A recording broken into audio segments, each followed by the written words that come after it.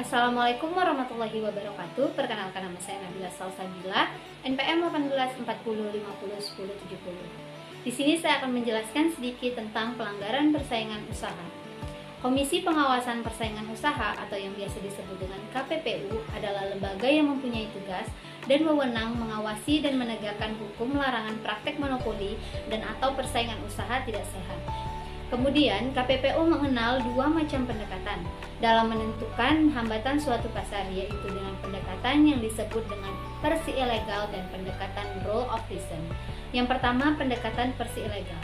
Versi ilegal menyatakan setiap perjanjian atau kegiatan usaha tertentu sebagai ilegal. Kegiatan yang dianggap sebagai versi ilegal biasanya meliputi penetapan harga secara kolusif atas produk tertentu, serta pengaturan harga penjualan kembali. Yang kedua, pendekatan rule of reason adalah suatu pendekatan yang digunakan oleh lembaga otoritas persaingan usaha untuk membuat evaluasi mengenai akibat perjanjian atau kegiatan usaha tertentu untuk menentukan apakah suatu perjanjian atau kegiatan tersebut bersifat menghambat atau mendukung persaingan. Kemudian dalam Undang-Undang Nomor 5 Tahun 1999, Pasal 17 terdapat kegiatan yang dilarang, yaitu yang pertama ada monopoli, yang kedua monopsoni, yang ketiga penguasaan pasar, keempat dumping, kelima manipulasi biaya. Saya akan menjelaskan sedikit beberapa dari kegiatan-kegiatan yang dilarang tersebut.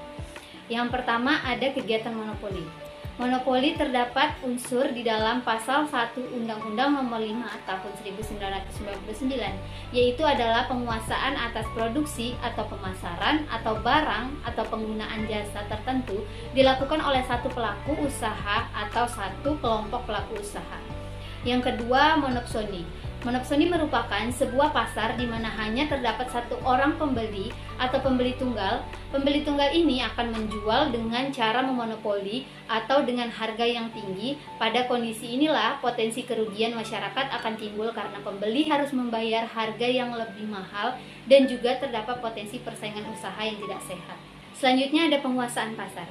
Pihak yang dapat melakukan penguasaan pasar adalah para pelaku usaha yang mempunyai market power, yaitu pelaku usaha yang dapat menguasai pasar sehingga dapat menentukan harga barang dan atau jasa yang di pasar yang bersangkutan. Yang terakhir, manipulasi biaya. Dalam pasal 21 Undang-Undang Nomor 5 Tahun 1999 melarang pelaku usaha untuk melakukan kecurangan dalam menetapkan biaya produksi dan biaya lainnya. Pelaku usaha dilarang melakukan kegiatan manipulasi biaya produksi. Hal ini dapat mengakibatkan terjadinya persaingan usaha yang tidak sehat atau merugikan masyarakat. Dan di sini saya mengambil contoh kasus pelanggaran persaingan usaha yang terjadi di Kalimantan Selatan. Yang di berita dituliskan, terbukti monopoli, perusahaan semen didenda KPPU senilai 22 miliar. PT Consol Kalimantan Semen dinilai dengan sengaja menurunkan harga semen atau jual rugi untuk menguasai pasar. Kasus ini bermula dari laporan publik. Dalam laporan publik tersebut disebut adanya dugaan pelanggaran pasal 20 Undang-Undang Nomor 5 Tahun 1999, khususnya terkait upaya jual rugi dan atau penetapan harga yang sangat rendah oleh Consol dalam penjualan semen PPC di Kalimantan Selatan. Berdasarkan proses persidangan yang mulai digelar pada tanggal 23 Juni 2020 tersebut dan alat bukti yang diperoleh, Majelis Komisi menyimpulkan bahwa Con telah melakukan jual rugi pada tahun 2015 serta menetapkan harga yang sangat rendah pada tahun 2015 hingga 2019. Sekian yang dapat saya sampaikan. Wassalamualaikum warahmatullahi wabarakatuh.